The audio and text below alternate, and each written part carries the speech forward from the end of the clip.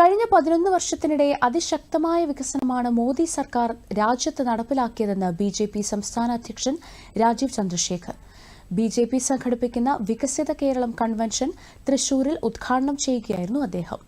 കേന്ദ്ര സർക്കാരിന്റെ വികസന പദ്ധതികൾക്ക് നേരെ സംസ്ഥാനം മുഖം തിരിഞ്ഞു നിൽക്കുകയാണ്. എല്ലാ വിഭാഗം ജനങ്ങൾക്കും മോദി സർക്കാരിന്റെ ക്ഷേമ വികസന പദ്ധതികൾ എത്തിക്കാൻ സംസ്ഥാന സർക്കാർ തയ്യാറാകണമെന്നും രാജീവ് ചന്ദ്രശേഖർ പറഞ്ഞു.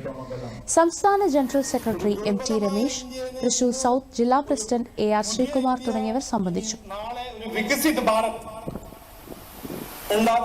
അദ്ദേഹത്തിന്റെ അധ്വാനവും അദ്ദേഹത്തിന്റെ പോളിസിയും അദ്ദേഹത്തിന്റെ ഗവർണൻസിന്റെ ഒരു ഫലമായിട്ട് നമ്മൾ കാണുന്നു. അപ്പൊ ഞാൻ എന്തിനാണ് ഇവിടെ അതിനെ കുറിച്ച് പറയുന്നത്?